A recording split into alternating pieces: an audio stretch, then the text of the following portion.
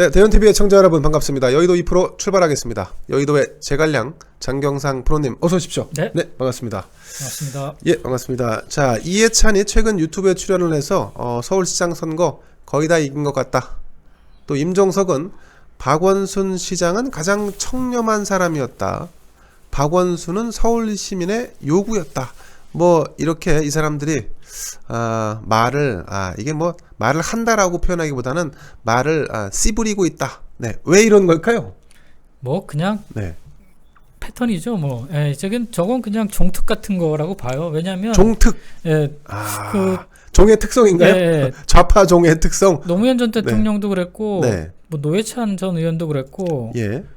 그 다들 어떤 죽음이 있으면 그 죽은 사람을 이렇게 소위해서 이제 신화를 만드는 패턴들을 밟아오잖아요. 그렇죠, 예. 그렇죠. 일종의 다 노무현 전 대통령 아류를 만드는 거죠. 뭐 다 그런 식으로 해서 이제 뭐 계속 저런 포석들을 두는 거죠. 깔아놓는 거죠. 예. 예. 그건 뭐 그냥 뭐 익숙한 패턴인 것 같고요. 예. 자, 그런데 어쨌든 서울시장 선거를 앞두고서는 지금 이러는 거 아니겠습니까? 그렇죠. 뭐 목적이 있는 거죠. 그렇죠. 그 뭐 자기네 이제 지지층 결집이라든가 뭐 이제 그런 거가 노림수가 있는 거죠. 근데 이렇게 하면 지지층 결집이 됩니까? 그러니까 지금으로서는 뭐 지지층을 더 이상 결집할 것도 없을 것 같은데, 그러니까 아까도 말씀드렸지만, 그러니까 친여 성향의 지금 유권자들의 이탈이 폭이 커요. 친민주당 성향의 전반적으로 친여 성향이라고 볼 수 있는 거죠. 친문이든 친노든 뭐 친좌파든 간에 그런 성향들의 이탈 폭이 크다 보니까 이제 그거를 이제 어떻게 하면 다시 끌어모으는데 지금 몰두할 수밖에 없거든요. 한편으로는. 아, 그렇군요. 야, 근데 이렇게 한다고 그게 모아진다는 거 참 신기하지 않습니까?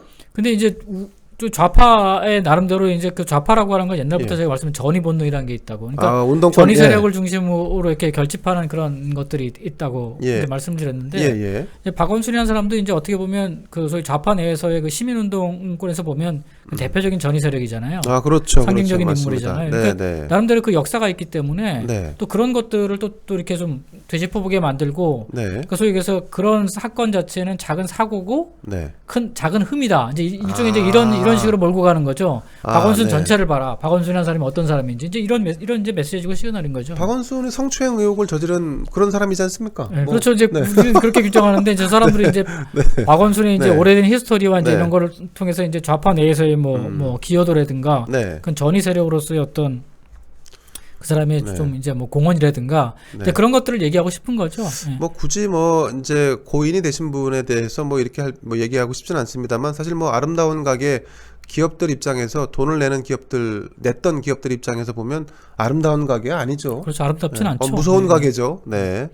다 보는 관점에 따라서 약간 다를 수 있는데, 이 좌파들 아까 말씀하신 대로 이 종의 특징 중에 하나일 수도 있겠습니다. 어쨌든 박영선 지금 서울시장 민주당 후보의 같은 경우는 좀 부담을 좀 느끼는 것 같아요. 임종석을 향해서는 자제해달라 이렇게 말을 했는데, 자, 박영선과 사실은 이들이 이렇게 서로 주고받는 이 과정도 저는 조금 약간 좀 짜고 치는 고스톱 느낌이 좀 없지 않아 있습니다. 한쪽에서는 지지층을 상대로 해서 호루라기를 막 불고, 그 다음에 박영선은 수습하면서 다독이면서 매니지먼트하는 이런 약간 코스프레를 하고 있는 거 아닌가 하는 느낌도 듭니다. 그렇죠. 원래 선거 전략상 그런 것도 있어요. 그렇죠. 당과 후보가 역할 분담을 하는 거죠. 그렇죠. 당은 악역을 맡고 후보는 이제 뭐 좀 이제 뭐 선한 역할을 맡는 거죠. 그렇죠, 그렇죠. 이제 그런 거는 뭐 선거에서 잘 쓰는 전략 중에 하나입니다. 그러니까 저것도 충분히 그럴 가능성은 있는 거죠. 아, 그렇군요.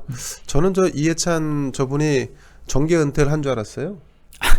그런데 갑자기 또 느닷없이 나타나갖고 막 그냥 아주 깡마른 얼굴, 뭐 누구는 뭐 혹자는 야 뭐 해골 뭐 이런 얘기도 하는데, 물론 뭐 그건 아닙니다만, 이 되게 막 인상이 좋지 않은 분이 나와서 강경한 발언을 하니까 보수층 입장에서는 약간 흥분하는 게 있어요. 그렇죠. 이거 자극하는 거죠.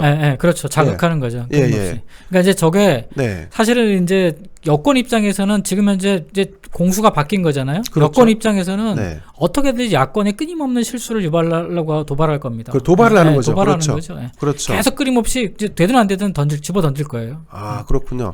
자, 민주당은 당 조직 총동원령을 내렸습니다. 박영선 선거는 사실 서울시장 선거가 아니라 거의 대선 주자급입니다. 지금 대변인도 5명이나 됩니다. 거기에 뭐 무슨 위원장 해서 뭐 아주 그냥 수십 명의 국회의원들 달라붙어 있는데, 자, 이렇게 총동원령을 내리고 이해찬까지 나서고 임종석까지 악악되면 그 효과가 얼마나 될까가 궁금합니다.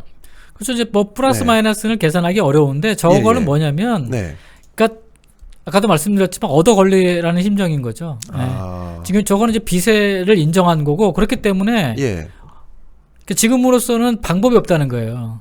딱히 다른 방법이 없다. 뚜렷한 방법이, 그러니까 뚜렷한 방법이 없으니까 다 해보는 거예요.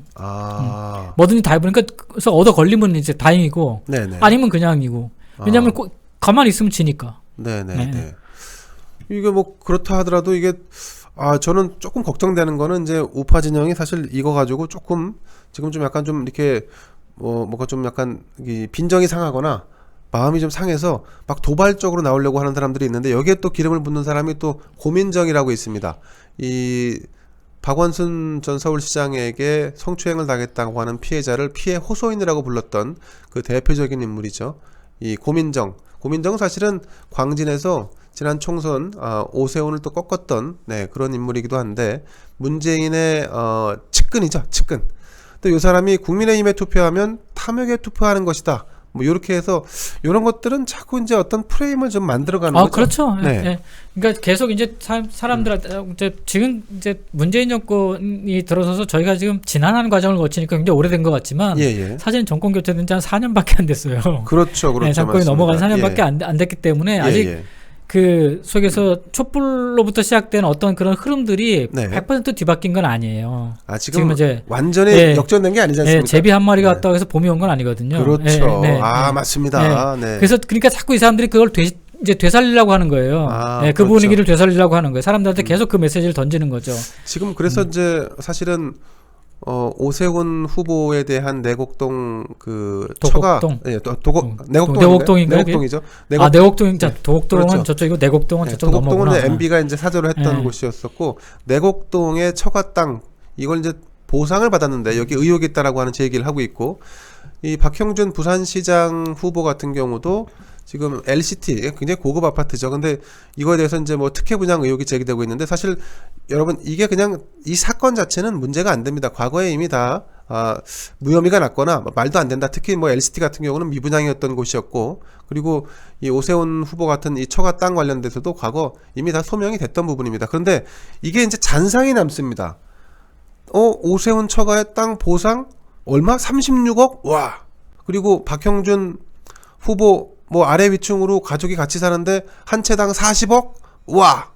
이게 잔상이 그러면 결국은 있는 사람, 가진 자, 기득권 이게 이 기존의 국민의힘 아니면 보수정당이 가지고 있던 이런 이미지를 더 씌우려고 지금 그런 프레임들을 마구마구 지금 쏟아내고 있습니다. 그렇죠. 쏟아내고 있는 거죠. 근데 뭐 여러분이 아시다시피 지금 분위기는 탐욕스럽기는 좌파가 더 탐욕스럽고 그러니까 우리가 알았잖아요. 그렇죠. 알아버렸잖아요. 네네네. 그래서 이제 뭐 이런 거를 가지고 이제 들이민다고 해가지고 되는 건 아닌데 뭐 이 사람들이 지금 할 게 없으니까 결국은 이제 다시 그 이미지를 탄핵 때의 그 이미지를 다시 되살리고 아직까지도 그 세력들이 남아 있는데 저 사람들한테 지금 주면 되겠느냐 이제 이런 메시지를 주고 싶은 거잖아요. 그렇죠. 기본적으로 맞습니다. 근데 뭐 그런 것들에 대해서 이제 속아 넘어가지 않으시면 되는 거죠. 기본적으로. 그렇습니다. 여러분 이해찬과 뭐 임종석, 뭐 고민정까지 나서서 이 감정적 도발을 하고 있고 또 네거티브 프레임을 씌우기 위해서 열심히 노력은 하고 있습니다만 이제 보수우파 진영은 과거의 보수우파가 아닙니다. 그래서 여러분 뭐 흥분하실 필요 없고요. 뭐 그냥 너희들은 그냥 짓거려라.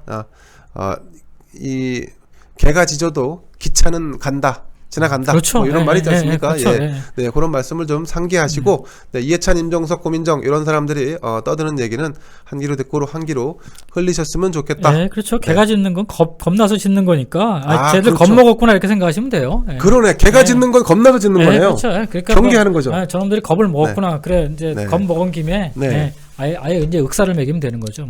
자 그럼 이제 개소리는 더 이상 기울이지 않으셔도 된다. 여러분 여기서 마치도록 하겠습니다. 감사합니다. 네, 고맙습니다. 구독, 좋아요, 알림 눌러주세요.